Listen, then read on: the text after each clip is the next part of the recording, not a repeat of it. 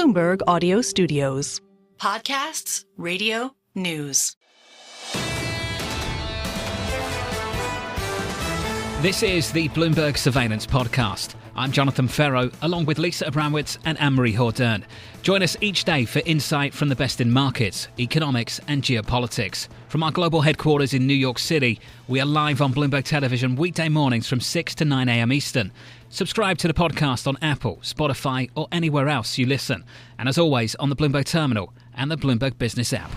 We begin this hour with stocks at all-time highs following 7 straight days of gains. Stoltzfus of Oppenheimer remaining positive on equities and saying, quote, the broad rotation, which began in the rally from last year's S&P 500 low on October 27, 2023, has repeatedly deflected volatility. John joins us now for more. John, good morning. Good morning. Once again yesterday, deflecting volatility. Was that just another data point for you? Well, it was another data point, but in a series of data points that reflect the change in where we are. And in essence, what it is people are beginning to realize that this bull market has legs. There is a broadening that is undeniable in terms of the way investors have responded to their appetite for equities. I'd also say, I think from a historical perspective, a lot of times the market is perceived as a place, as a hotbed of fear and greed, but it also represents need.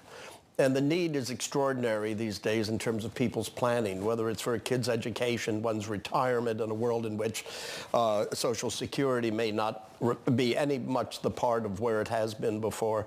These are big themes for the next several years and maybe even the next several decades. Forever, our lifetime. I want to deal with the last 24 hours first, and then we can get to the bigger themes. Do you not think the threat from Donald Trump, president-elect, is credible? Does this market not believe it's credible? Or is there really something to take away from this to sit here and say, actually, this equity market can handle it? It's resilient enough? A combination of the two in terms of the equity market being able to handle it. But the important thing is the market really cares ultimately about revenues and earnings. So areas that will be damaged by an aggressive trade policy with tariffs that are extreme would be problematic. That said, I think the market is recognizing that President Trump is essentially known for a pretty wild negotiation procedures. I mean, I always like to say when I speak with investors that if I can just imagine if you had a property, and this would be a small amount of money in New York, but that you knew was worth about $100 million and you wanted to sell it to Donald Trump, my guesstimate is he'd start out with, I think it's worth $20 million. He's a hard negotiator. And I think the issues here I think you mentioned at the beginning where you're talking about as they put this, the cabinet together, is that this is what we're dealing with here are genuinely unfair trade situations for the American worker, essentially, and for American businesses. And the problem is, how do you get to right-size that with so many countries really providing support to their businesses very different than ours, where we have high regulation, we have all kinds of our labor is much more expensive because we provide better for our workers. So is it fair to say that what you're basically indicating is that this is a market that isn't taking it seriously, that Trump is actually going to put through any of this, and that's not what's getting priced into markets at all? Well, I wouldn't say it's not being priced into markets at all. The traders certainly reflected, just as you mentioned, one of the automakers yesterday got slammed. When you get to that kind of a thing, without a doubt, there's volatility inherent in this procedure. But it's likely the whole thing that Trump ran on was essentially to be beneficial for the U.S. And I think these are 4 years that he's got, and he's not got 4 years after this in terms of running again. So I think they're going to be very sensitive to it. It should look. There's going to be volatility. There always is. There's always uncertainty.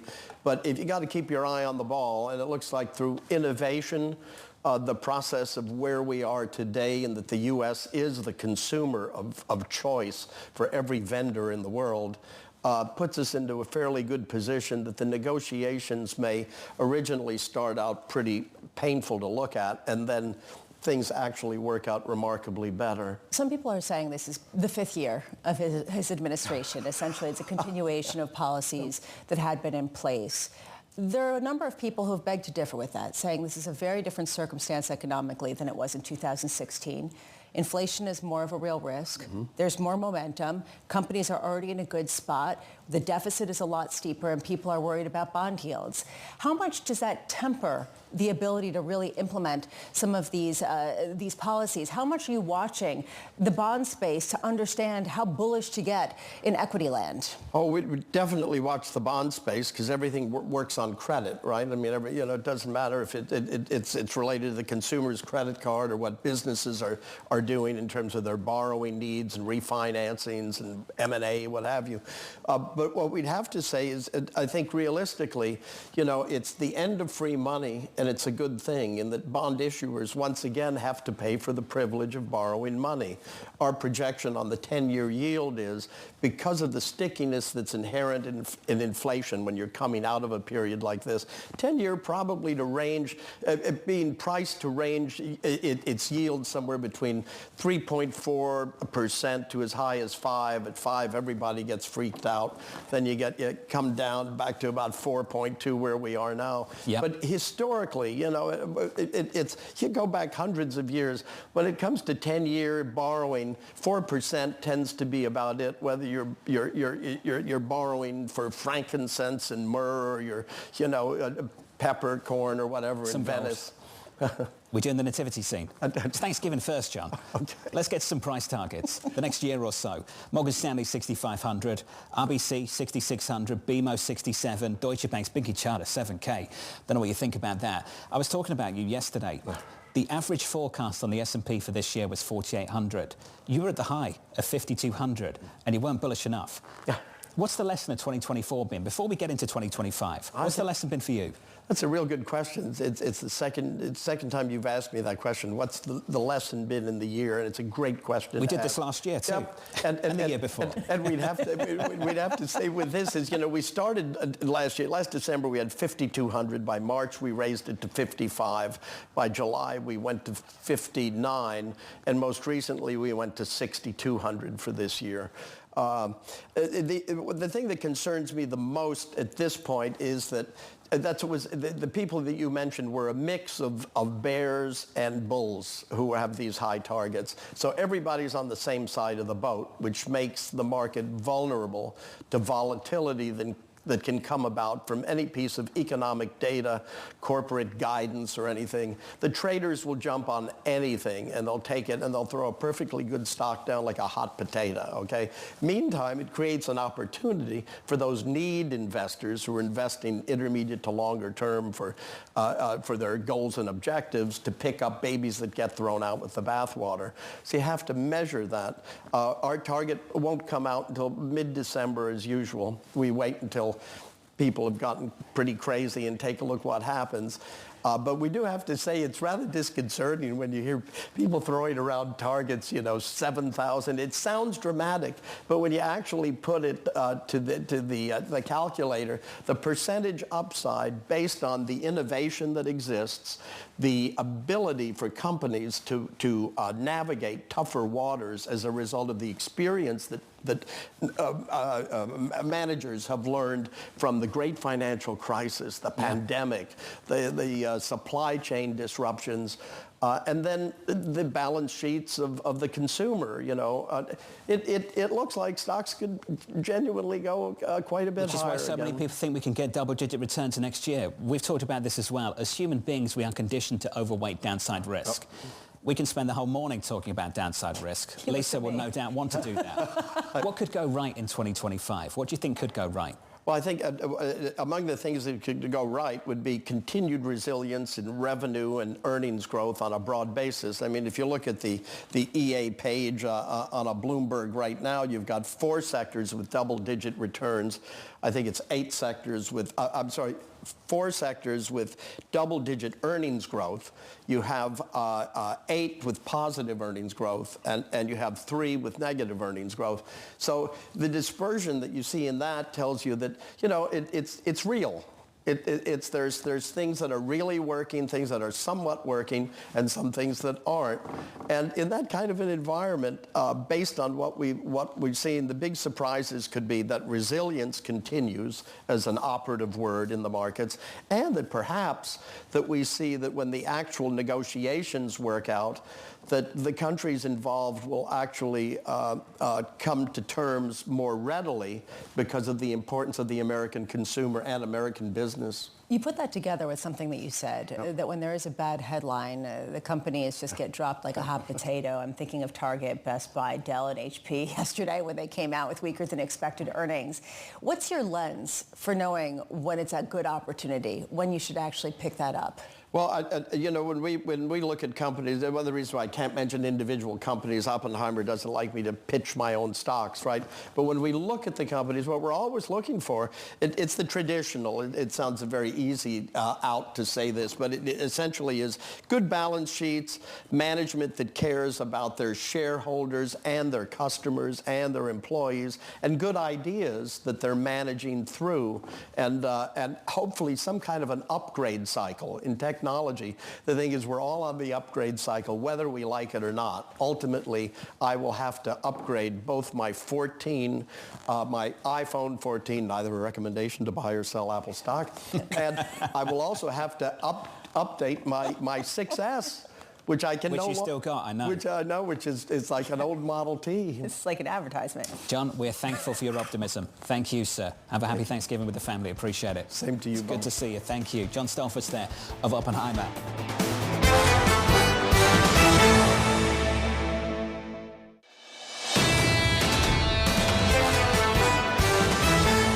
Former New York Fed President Bill Dudley wishing him luck, writing the following. Markets' exuberant response to his nomination certainly suggests this is what investors expect, yet their optimism contrasts sharply with the difficulties he'll encounter in managing the Treasury market, the country's fiscal trajectory and the broader economy.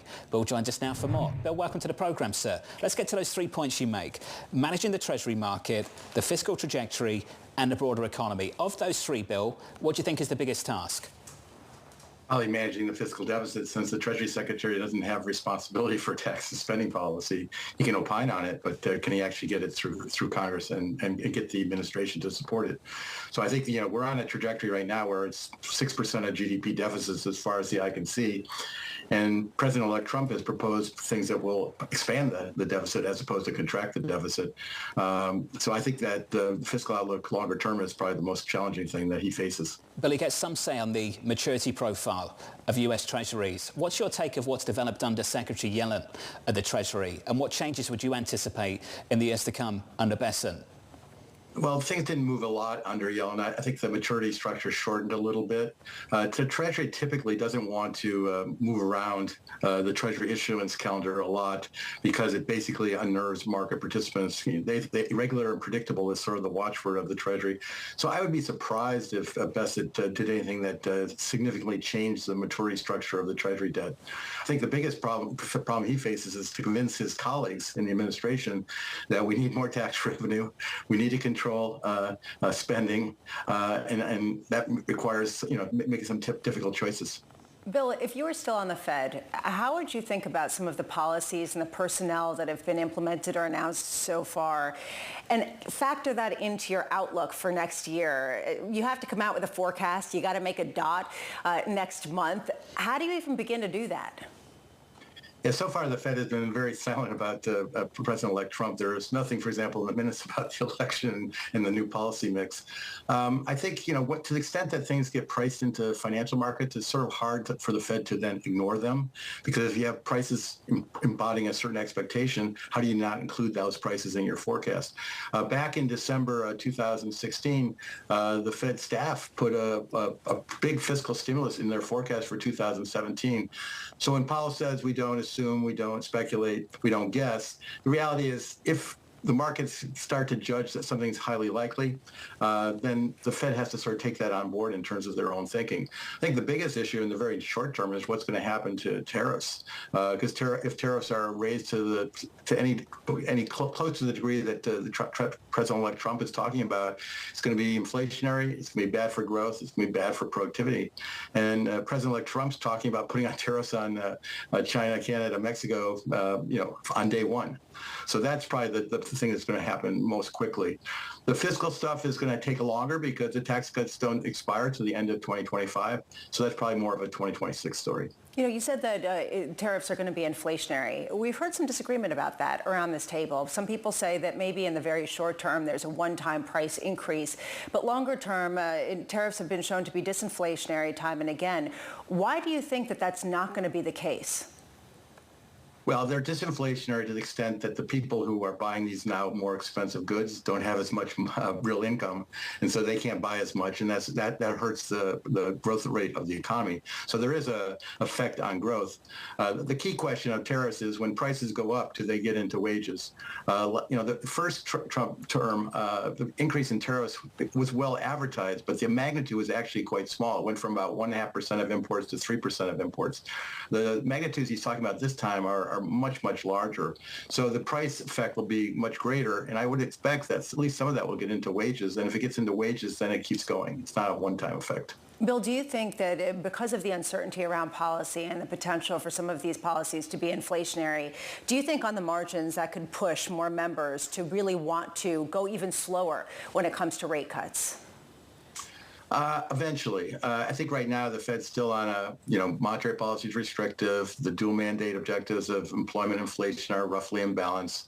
We need to head towards neutral. And so I think they're still on a trajectory to go towards neutral. But I think, as they've said more and more recently, carefully.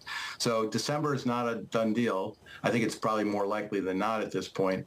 It basically depends on the economic data. And, the Fed is basically data dependent at this point. This is one reason why Bessett's idea of putting in a shadow governor at the Fed to basically make pronouncements as Powell's heir apparent makes a little sense because what the Fed does over the next year is really going to be driven by events.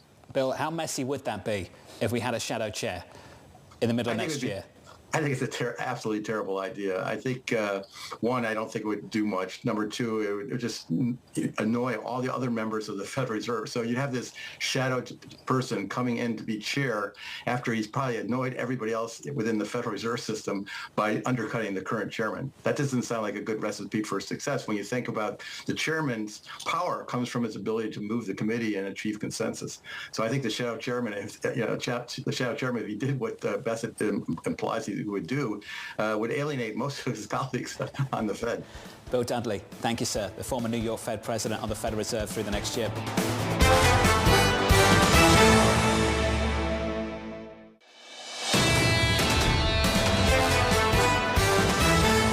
We are thankful this morning because we get the second chance of speaking to Sucharita Kodali of Forrester Research. Sucharita, we'll try again. Thanks for being with us. I understand you heard the question, but you didn't get to answer it, so we'll start there again. Department stores. It's been a struggle for a long, long time. What aren't they doing right? What do they need to fix? Is it fixable?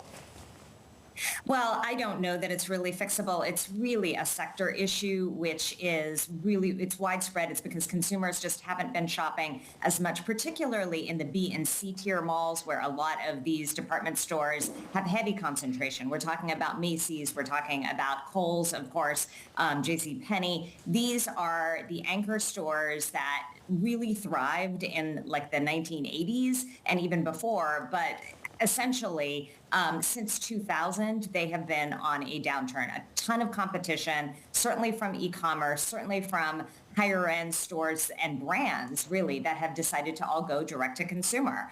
So that's been some of their biggest challenge, and I don't know that it's necessarily fixable. It's really a shift in the retail landscape altogether.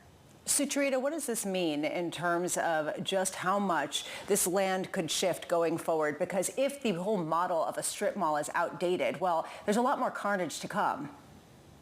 Well, we've talked about the transformation of these retail venues for a long time, and a lot of it is about switching out the real estate with other anchor tenants or breaking up the anchor tenants into smaller plots where you have perhaps smaller tenants that are in them. We've seen these anchor tenants switch to everything from grocery stores, which are growing, to gyms and fitness facilities. In some cases, it could just be a mixed-use facility where you're transforming it into some sort of an office space.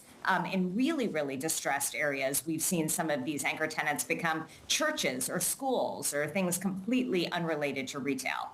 All I can say is I provide some research at home, some research regarding retail with some of the family members, and I hear a lot about drops of different types of products and different influencers that are doing said drops. Is the entire model of retail fundamentally changing in a way that some retailers like Gap are really aware of and others are kind of struggling to really get on board with?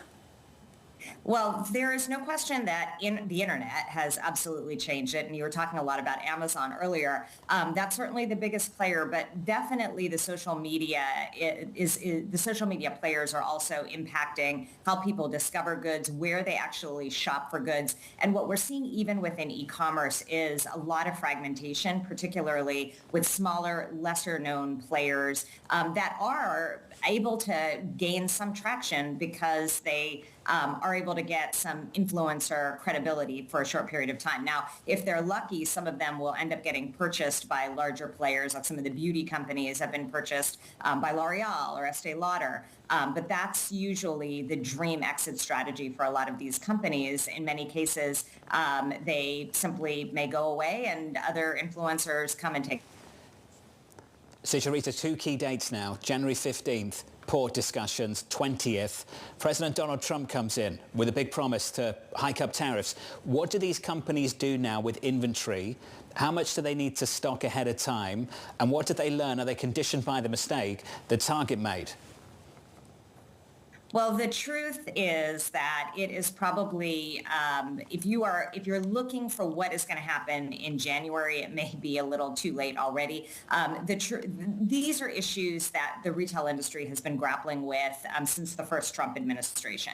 And what we started to see was diversification away from some of these tariff markets like China over time. And I expect that will continue to happen. The good thing is that Q1 tends to be a soft quarter in retail anyway, so it doesn't seem like it makes a ton of sense to be stocking up inventory for then, especially because you don't know what the demand is going to be like in 2025 without better signals, because it is such an uncertain economy at this moment in time. So I think that what we will continue to see is diversification. We'll continue to see changes to supply chain. There will be questions around whether or not Latin America and Mexico are in fact good places to be nearshoring versus if they too will have tariffs, particularly on some of those soft goods. Yeah. So a lot, I think, is still TBD. And if you get it wrong, you get targeted.